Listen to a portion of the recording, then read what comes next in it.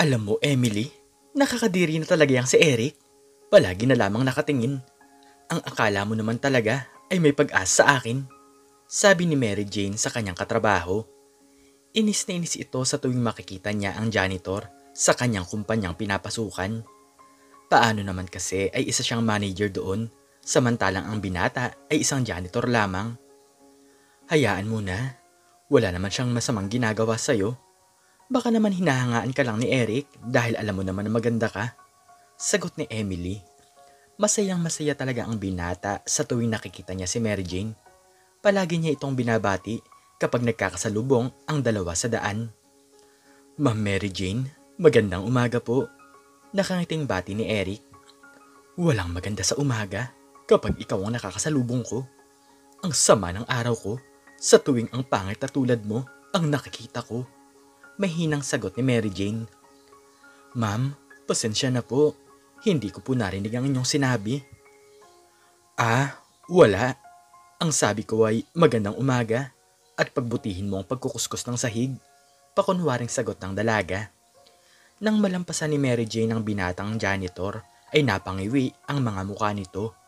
Diring-diri ito sa binata na para bang sobrang dumi ni Eric. Ano ba yan? Bakit ba kahit saan ako dumaan ay nakikita ko ang mabahong Eric na yun?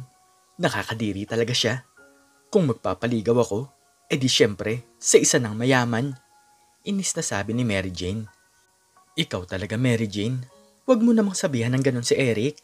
Mabait naman siyang janitor at palabati lang siguro yun. Natatawang sagot ni Emily. Simpleng buhay lamang ang meron ng binata. Nagtatrabaho siya upang masuportahan nito ang kanyang pamilya. Nay, tay, nandito na po ako. Meron nga po pala akong pasalubong sa inyong dalawa. Masayang bati ng binata sa kanyang mga magulang. Maraming salamat, anak. Oo nga pala, bayad na sa tuition fee ang kapatid mo. Maraming salamat talaga sa lahat. Masayang sagot ni Aling Belen. Wala pong problema, Nay. Pangakong susuportahan ko po ang aking kapatid. Hindi ko po hahayaan na matulad po siya sa akin. Malambing na sabi ng binata. Anak naman, wala namang masama sa trabaho mo. Tingnan mo nga ikaw ang nagpapaaral sa kanya. Sobrang laking tulong nito para sa aming dalawa ng tatay mo. Kung hindi lang sana na aksidente ang tatay mo, edi sana ay nag-aaral ka pa rin hanggang ngayon. Seryosong sagot ni Aling Belen. Simula kasi nang maaksidente ang kanyang ama sa pagkakarpintero ay hindi na ito muling nakapagtrabaho. Napatigil sa pag-aaral si Eric at high school lamang ang natapos nito. Si Aling Belen naman ay hindi na rin makadiskarte ng pera dahil kailangan itong bantayan ang kanyang asawa. Ito ang dahilan kung bakit naging isang janitor si Eric. Nangako siya sa kanyang tatay na isang araw ay magiging maganda ang buhay ng kanyang bunsong kapatid. Kuya, maraming salamat talaga ha. Pasensya ka na kung palaging ubos ang sweldo mo nang dahil sa akin. Gusto mo bang tulungan na lang kita sa pagtatrabaho at huminto na lamang ako? Tanong ni Jaime na malapit nang makatapos sa high school. Ano ka ba, Jaime? Hindi ko hahayaang mangyari ang bagay na yan. Mataas ang pangarap ko para sa'yo. Huwag ka nang mag-alala sa akin. Wala pa naman akong asawa at anak. Sagot ni Eric. Simpleng buhay lamang ang meron sila. Bawat sweldo ay ubos sa pag-aaral ng kanyang kapatid. Pero hindi na ito iniisip ni Eric at ang mahalaga lamang sa kanya ay ang matustusan niya ang mga pangangailangan ng kanyang pamilya. Kinabukasan ay maagang pumasok si Eric. Inaabangan niya na mag-alas 8 ng umaga dahil ito ang oras ng pasok ng kanyang hinahangaang dalaga. Dala-dala nito ang isang tsokolate na binili niya sa malapit na tindahan. Habang nagwawalis ang binata, ay bigla nitong nakita si Mary Jane. Hinabol nito ang babae upang ibigay ang binili niyang tsokolate. Ma'am Mary Jane, saglit lang po. Ito nga po pala ang tsokolate at binili ko po yan para sa inyo. Masayang sabi ni Eric. Napatingin na lamang si Mary Jane sa kanyang kaibigan na si Emily, ngunit sinabihan siya nito na tanggapin na lamang ang bigay ng binata. Sige na Eric, maraming salamat sa tsokolate. Pasensya ka na pero nagmamadali kami.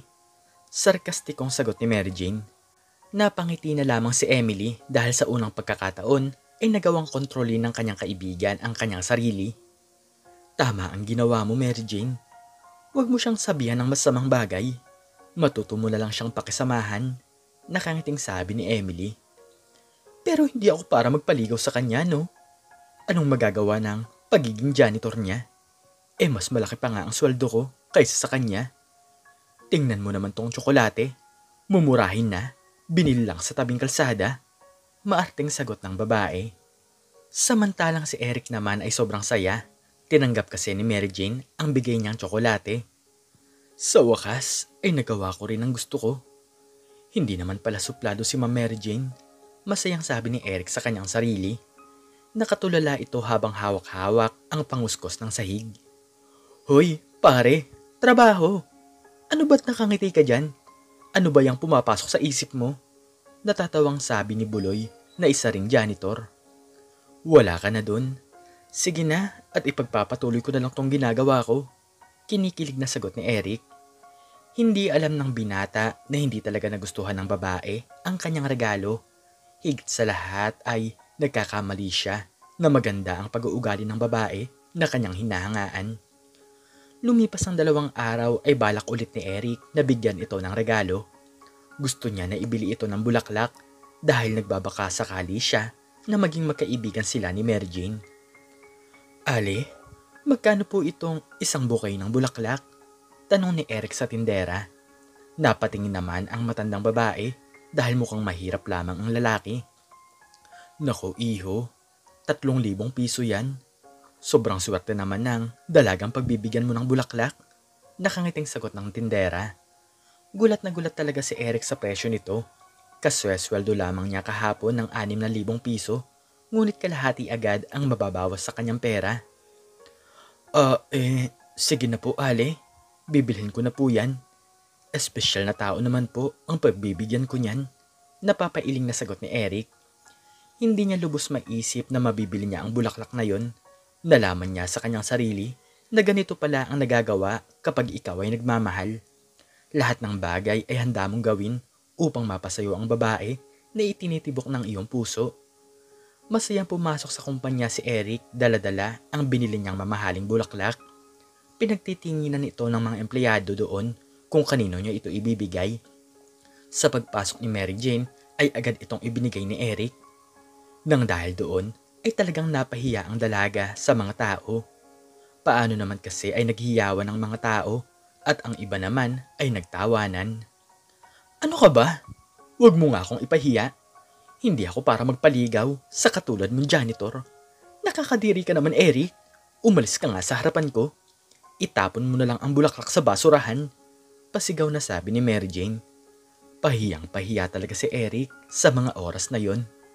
Nalaman niya sa kanyang sarili na wala pala talaga siyang pag-asa sa manager na kanyang hinahangaan. Buong maghapon malungkot si Eric at wala talaga siya sa wisyo kung magtrabaho. Maya-maya lamang ay umuwi na ang binata. Habang naglalakad ito sa kalsada ay nakita niya ang isang bata. Sobrang busy nito sa paglalaro ng kanyang cellphone at naglalakad ito patungo sa sasakyan ng kanyang sundo. Hindi napansin ng bata ang mabilis na sasakyan na patungo sa kanya. Nawalan ito ng preno kaya agad napatakbo si Eric upang iligtas ang buhay nito. Nang dahil doon ay ang binata ang napuruhan. Nawalan ito ng malay at umuntog ang ulo nito sa kalsada. Agad itong binuhat ng driver ng bata at isinakay sa sasakyan. Ilang sandali lamang ang lumipas ay nadala na ito sa ospital. Nasaan ako? At ano ang ginagawa ko dito? Tanong ni Eric. 5 araw ka nang walang malay anak, pero proud ako sa'yo dahil nagligtas ka ng buhay. Malungkot na sagot ni Aling Belen. Pero paano po ang mga gastusin? Huwag ka nang mag-alala anak dahil wala na tayong kailangang bayaran. Sinagot na daw noong mayamang lalaki ang pagpapagamot sa'yo. Maya-maya lamang ay pumasok ang tatay ng bata na kanyang iniligtas.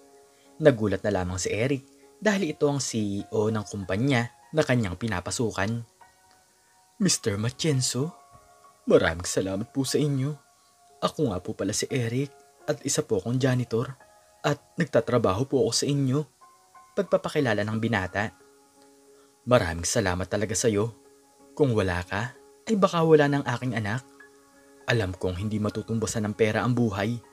Pero huwag kang mag-alala. Ako na ang bahala sa'yo, sagot ng CEO. Nang makalabas sa ospital si Eric ay nagpahinga ito sa kanilang bahay. Patuloy itong pinapasweldo ni Mr. Matienzo kahit hindi siya nagtatrabaho. Palaisipan talaga ang pagkawala ni Eric sa kumpanya at isang araw ay pinuntahan ito ng mayamang lalaki. Eric, simula ngayon ay tanggal ka na sa trabaho. Pero huwag kang mag-alala dahil pag-aaralin kita. Ako na rin ang bahala sa iyong pamilya, paliwanag ni Mr. Matienzo. Talaga po ba? Maraming salamat po. Pangarap ko din po talaga na makatapos sa pag-aaral. Umiiyak na sagot ni Eric. Pinag-aral ito ng CEO sa isang magandang universidad.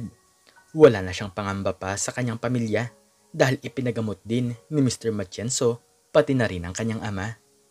Pinag-aaral din ito ang kanyang bunsong kapatid at suportado sila sa lahat ng kanilang mga pangangailangan. Ito ang ganti ng mayamang lalaki sa kabila ng pagliligtas ni Eric sa bata. Nag-aaral si Eric sa kursong Marketing Management. Ang gusto nito ay maging isang magaling na negosyante balang araw. Pangarap nito na maging katulad ni Mr. Matienzo na maging isang CEO balang araw. Talagang pinagbubuti niya ang kanyang pag-aaral nang sa ganon ay matupad niya ang kanyang mga pangarap. Lumipas pa ang 4 na taon ay nakatapos na si Eric. Sobrang laki ng kanyang pasasalamat kay Mr. Matienzo sa lahat ng mga itinulong nito sa kanyang pamilya. Mr. Matienzo, maraming salamat po talaga sa lahat. Hindi ko po akalain na mararating ko po ito. Eric, ako pa nga dapat ang magpasalamat sa iyo. Higit pa dyan ang ginawa mo sa aking anak, sagot ng CEO.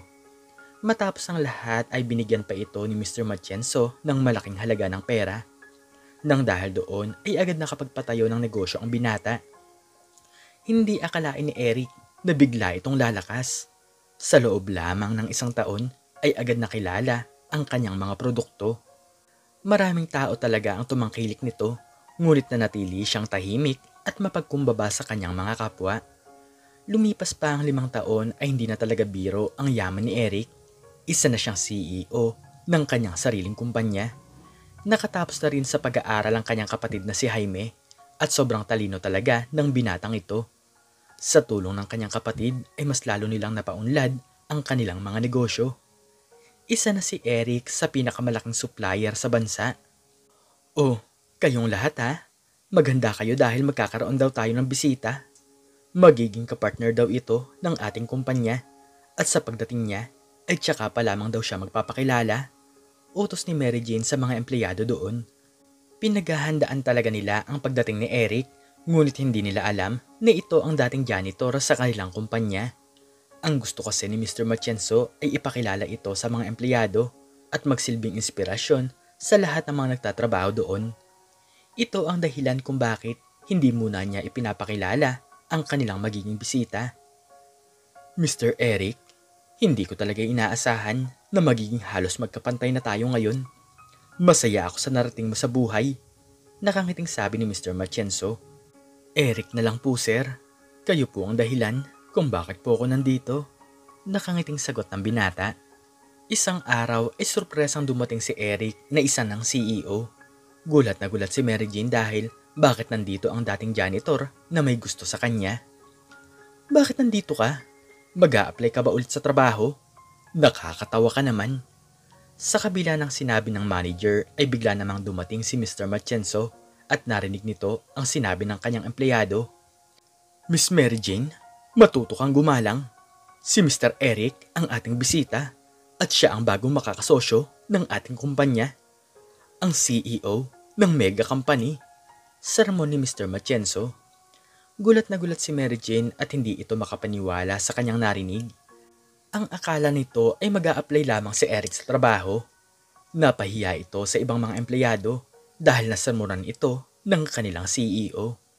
Mas mataas na pala sa kanya ang dating janitor na binasted at minaliit niya. Sobrang proud naman ang dating niyang kasama na si Piolo at hindi ito makapaniwala na isa ng CEO ang kanyang kaibigan. Mr. Eric, pasensya na po kayo sa aking ipinakitang asal. Welcome po sa aming kumpanya, nanliliit na sabi ni Mary Jane. Simula noon ay naging magkasosyo ang kanilang kumpanya. Mas lalo pang yumaman si Eric at hindi na lang makatingin ang dalaga. Ngunit sa paglipas ng mga buwan ay si Emily ang babaeng nagustuhan ng binata. Ibang-iba ang ugali nito kaysa kay Mary Jane. Hindi nagtagal ay naging magkarelasyon ng dalawa. Inggit na lamang si Mary Jane sa mga inireregalo ni Eric sa kanyang kaibigan. Emily, ito nga pala ang susi. Hindi mo na kailangan pang sumakay ng jeep dahil meron ka ng sariling kotse. Nakangiting sabi ni Eric. Masayang masaya si Emily sa piling ng binata. Hindi nagtagal ay nagpakasal ang dalawa. Inggit na lamang si Mary Jane sa buhay na meron ng kanyang kaibigan. Natupad nito ang pangarap niyang bahay nang dahil kay Eric. Samantalang siya naman ay tumandang dalaga nang dahil sa pagiging pihikan niya sa mga kalalakihan. Sa oras na ito ay masayang masaya si Eric dahil natupad niya ang kanyang pangarap at kapiling pa niya ang babaeng minamahal niya. Kung saan-saan na rin namamasyal ang kanyang mga magulang at suportado niya ito sa pera. Huwag mong hamakin ang taong mahirap dahil hindi mo alam na baka isang araw ay bigla itong yumaman. Ang buhay ng isang tao ay parang gulong. Kung minsan ay nasa baba ka, pero huwag kang mag-alala dahil palaging may pag-asa. Ikaw, anong natutunan mo sa istoryang ito? I-comment mo sa baba ang iyong natutunan. At hanggang dito na lamang po nagtatapos ang aking istorya at sana po ay nagustuhan niyo po ito. Please like, share, and subscribe and click the notification bell para lagi kang updated sa mga bago kong istorya. Muli ay maraming salamat po at God bless us all.